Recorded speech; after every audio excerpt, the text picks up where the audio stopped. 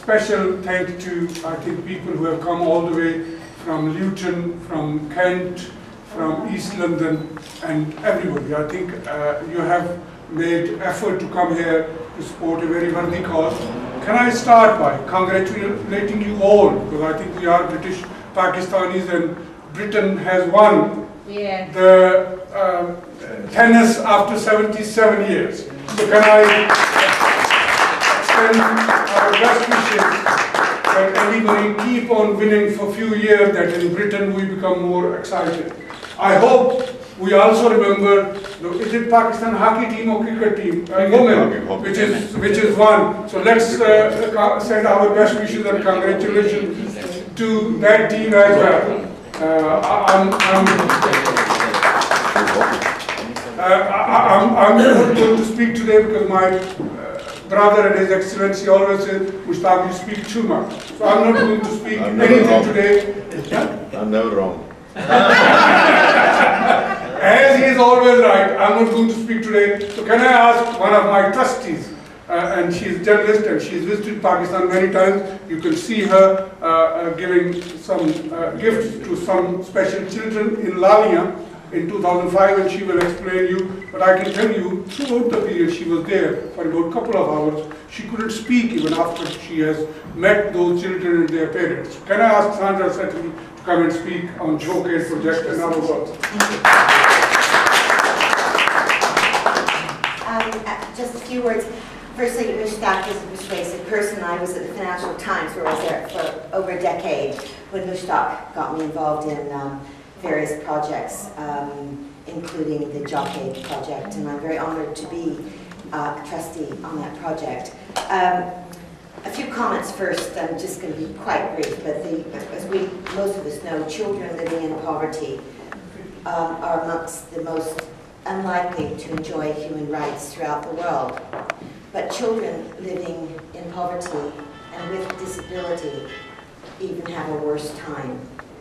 At the moment, the world is trying to address the issue of child poverty, as we know, and the initiative of disability is coming to the fore. UNICEF in May produced a big report on this very topic, which we welcome at Jhok Aid. But every child, it has to be said, with a disability has rights overlooked too often, ranging from all the obvious rights, services, sport opportunities, potable water, etc., on a par with other children. But unfortunately, all too often, children with disabilities are left out of the loop. And this is even exacerbated and worse in deprived countries of the world. Unfortunately, children with disabilities are often regarded as inferior, which increases, in turn puts them into a vortex of abuse, discrimination, abandonment, and murder on occasion. There was a case in India a couple of years ago where a small child was chained, and I think chained up until the age of 4, and I think at age of 4 was murdered. This one of the millions, or many, let's say thousands of incidents around the world, we received a lot of press coverage in this country. The UNICEF report, which I referred to, is called The State of the World's Children 2013, Children and Disabilities. And it seriously goes a very, very, very long way in addressing and looking at the issues involved in children who have learning problems and physical problems. For countries, few countries have reliable information on the number of children who are born disabled. But UNICEF has put out a figure, and even they accept that it's dated. It's not up to what is happening in 2013. But they've said that I think 1 in 14 children are born with disabilities around the world, and that's a huge number of people. This is all cited in this report, which anyone can pick up, either the long version or the 30-page short version on the internet from UNICEF. I'd like to say that I first visited Jhok Province in May in 2005, and hence, I mean, this was, I mean, it's really, I was very disturbed. It was a poignant experience because I went to the center which we set up. Basically, in 2001, in July, we registered as a charity with the British British charity. We'll give the number, we became official. By 2001, we had set up a center in Lalian, in Jhok Province in Pakistan.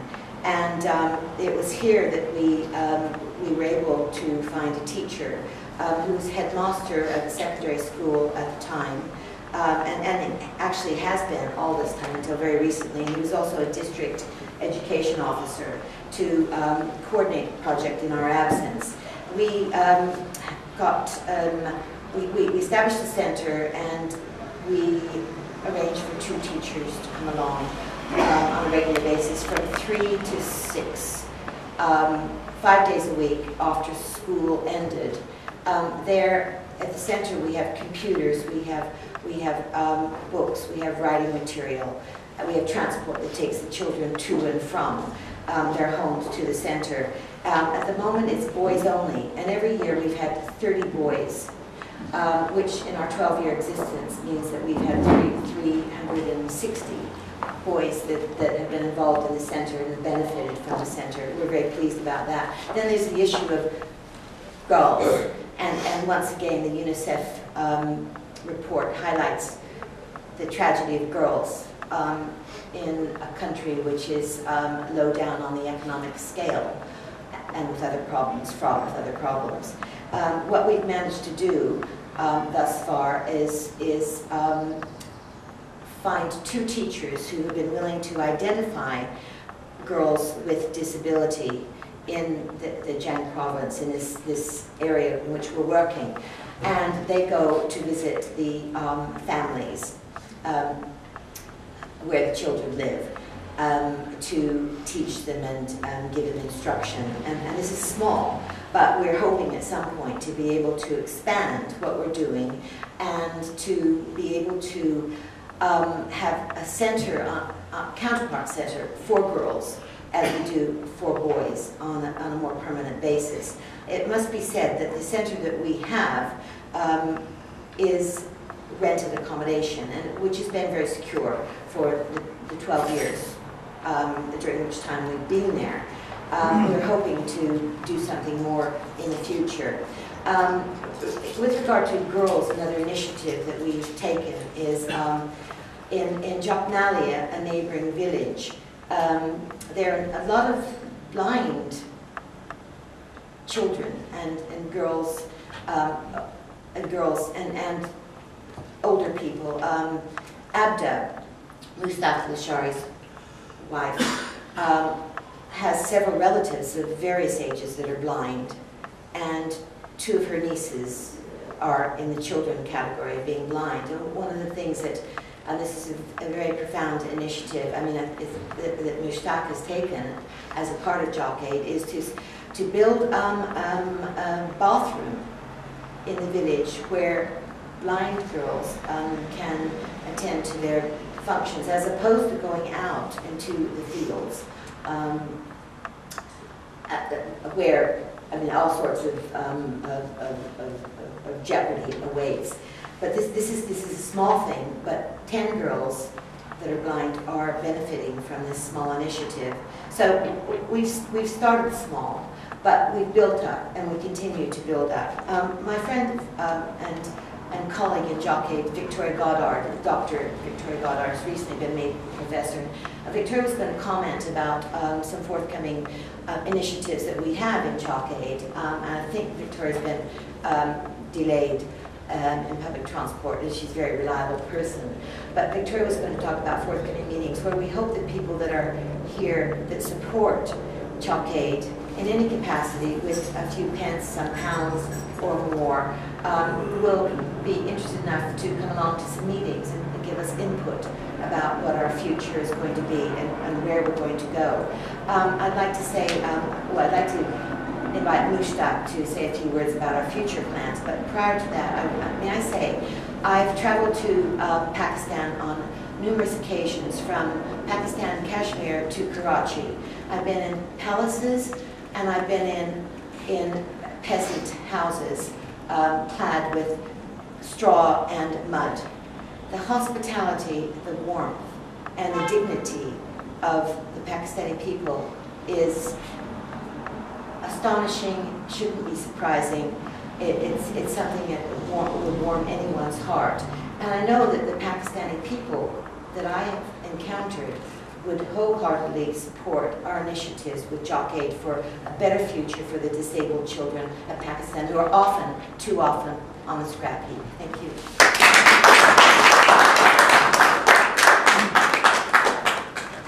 Thank you very much, Sandra. I'm very thankful to His Excellency and their staff to organize this, host this event, because he has supported many charities over this tenure of 5 years, and Jhok Aid is one of them. Last year we hosted a reception here for brain tumor research campaign, and he has done so for many years. But I also want to thank Pakistan Professional Association International, and would like to invite Zafar Khan Saab to say a few words before I invite the Secretary General of APWA, Shahida Khan, to say a few words, because they are also co-sponsor of today's event. Can I invite Zafar Khan?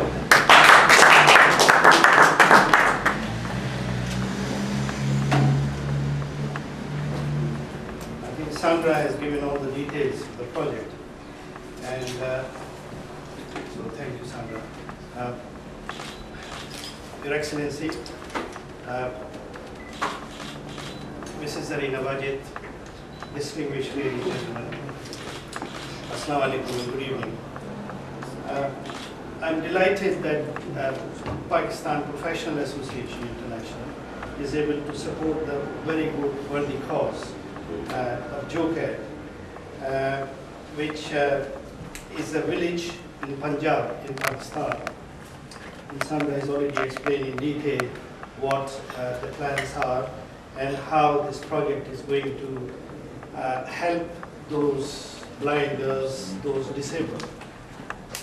I personally have been involved in supporting disability and have been chair for past 10 years of a British charity, Limbless Association.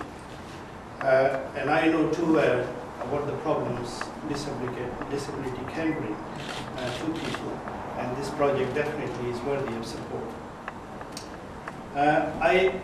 Mushtaq Saab has got, I don't know what kind of battery he uses, which never run out. He's always on the go. And he goes to so many functions, so many events, and I don't know how he does. And this is another of his good work which he's initiated. Mushtaq Saab has supported 2 of my parliamentary events this year, which was on supporting thalassemia, which is a killer disease, kills many thousands of children in Pakistan and elsewhere in the world. And also recently he has supported 2 other parliamentary conferences. I'm just giving you an example how he gets around. 2 other parliamentary events he has supported, which I organized to reform NHS and health in the UK, various issues we talked about.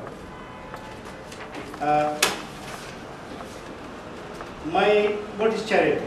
My definition of charity is by the people, for the people.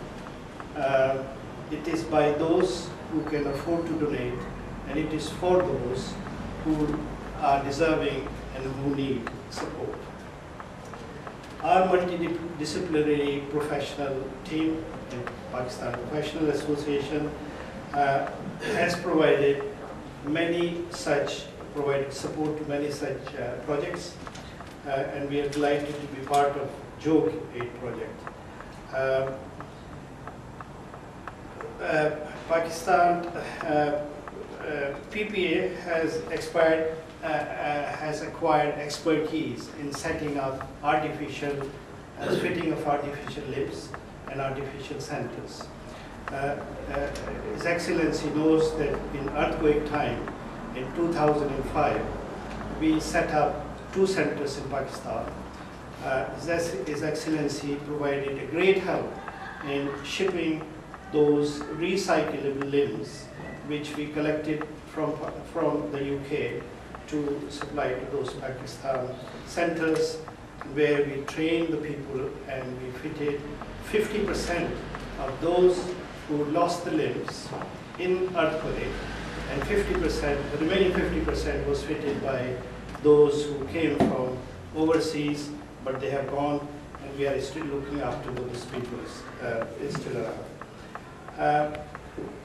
I would like to take this opportunity saying a huge big thank you to you, Your Excellency, for providing in your tenure a lot of support to us and to many other organizations like ours, without which it would have not been easier or possible. So thank you, sir. We wish you, and let me take this opportunity of wishing you best of health and a long life to keep on supporting and helping Pakistan and Pakistanis worldwide, as you have done so nicely over the years. And also, like Mushtaq, I'd like to say a big thank you for hosting this event this evening.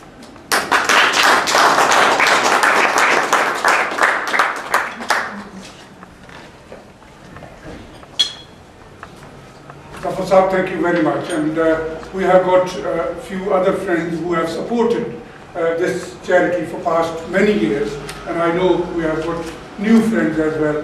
Chaudhry Arshad Saab, Qureshi Saab has supported this in past, and he has promised to support it because I think he also belongs to similar area. And people must be wondering why this is called Jhok Aid, although Sandra has mentioned it, but that is the village where I was born, and that is called Jhok Malia. It is a village of below, it's about 20,000 plus population, and there was no school, so Jhok Aid is provided a primary school for girls. Now it is a middle school, another school which we started and we campaigned for it. Boys was a primary, then middle, and now it is high. I hope soon. And we have provided both schools furniture. So it is not small things which I think matter in those part of the world. And as Sandra has mentioned, these girls who are blind or mentally discarded, when they go to the fields for their needs, they are always vulnerable. So we are providing small bathrooms, and not very expensive bathrooms as we find it in London or Islamabad or Lahore, but basic bathrooms where they can go and take their baths. Can I now invite Christina Becker, who has written a wonderful book on MTV to Makkah, and she has visited Pakistan for many years, before I invite His Excellency to say his final words. Christiane Becker.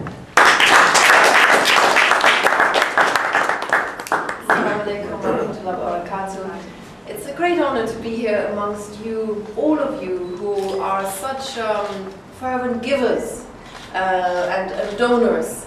And I'd like to take what this gentleman first was said just a step further. In fact, it is not only the poor people who deserve, but it is their right to receive from the people who are well off, who can afford it. In fact, it is their right. We don't have the right to keep all the money that we may have. We must give it to those who are deserving. And a lot of people do not think of the disabled people. We do charity for all sorts of occasions, but the disabled children are completely forgotten. And I really have the greatest respect to Shari Saab for thinking of them and for working so hard for those people that absolutely nobody thinks about. And we know that Ramadan is around the corner, and all the good deeds done in Rajab and Shaban are going to be amplified, and I can really only plead from the bottom of my heart to all of you to, on the way out, give another donation for this very, very worthy cause.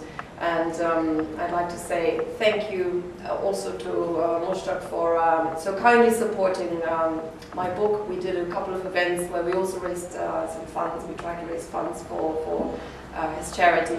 And I'd like to also use the opportunity to thank Mr. Qureshi Saab, who so kindly helped to make the book happen, so that the book sees the light of day. The book is all about my journey to faith, from MTV to Mecca, and I found my faith in your country, Pakistan. And so I'm eternally grateful and have forever a soft spot for Pakistan, and really want the Pakistani people to flourish and to do well and find peace and find a way of maximizing the potential that Pakistan has. So Pakistan Zindabad, and over to the next speaker. Thank you very much. Thank you very much, Christian. And I just want to ask, I know Victoria is here, do you want to say something? I can say, because she has just arrived with her grandson, Dr. Victoria Goddard, who is a professor, and Sandra mentioned about her. She's also trustee of this charity. Can I say that we are starting today a campaign to build that center, which Sandra has mentioned and Zafar Khan Sahab has mentioned, a multifunctional center in Jhok Aid. Because in Jhok Aid we have been hosting events for eye camps, medical camps and others, and we don't have any facility. We have to go to Cheniot, which is about 14 kilometers, to hire tents to hold those functions. We want to build a center which is a multifunctional center, and Zafar Khan Sahab has said that I would like to work with you to make one section for limbless people in that area. And that center means it will serve hundreds of villages around it, because there is no facility, not only in that village, but many other villages.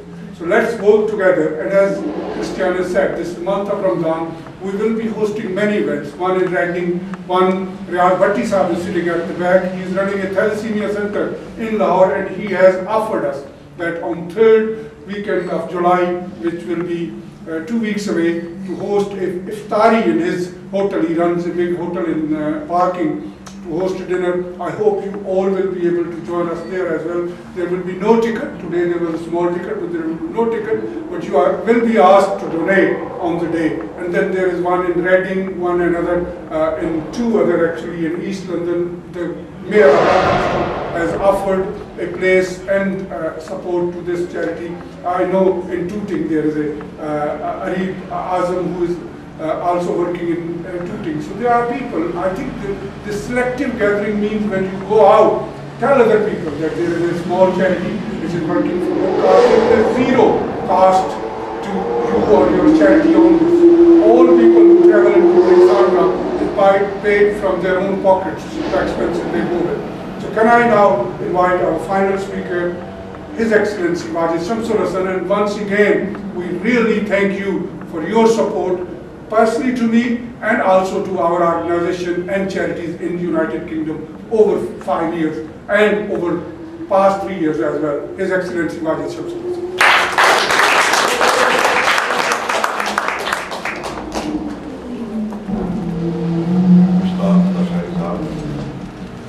Distinguished ladies and gentlemen, but I know Mushtaq, I don't know how many years, and he did well. Yes, excellent reporter,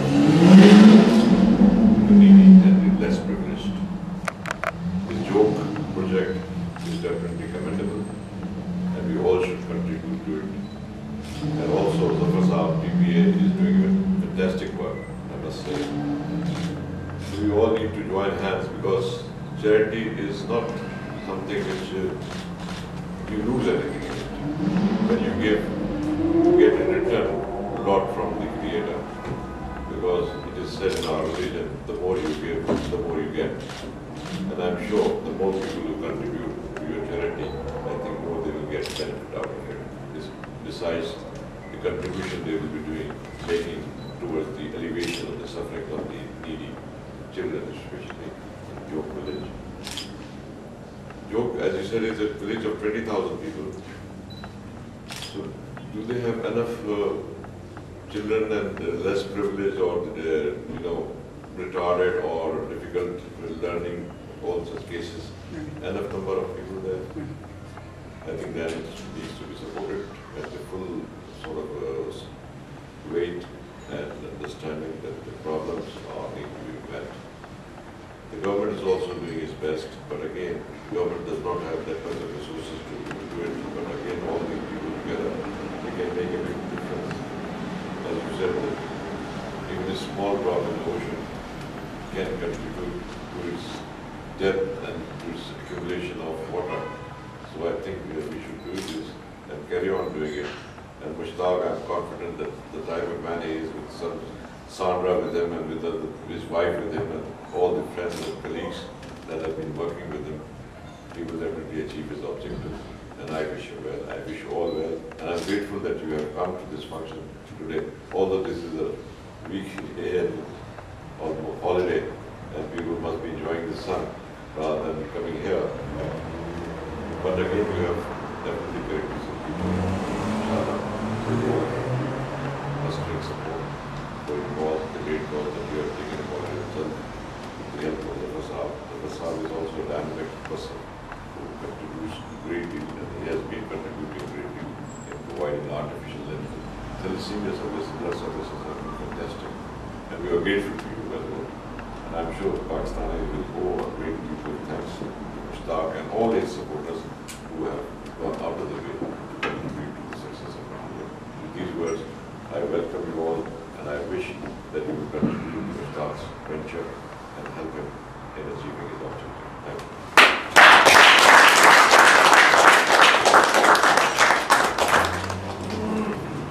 We are very thankful to you, Your Excellency, and everybody here.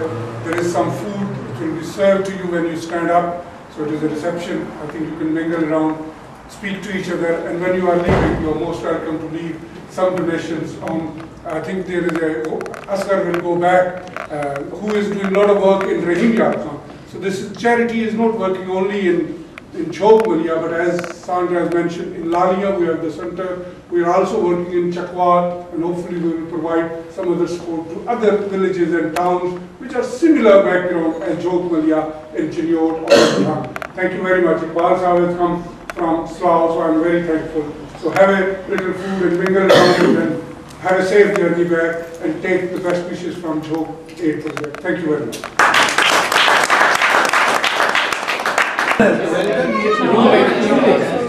You have to pack it up. Yeah, and it's not good.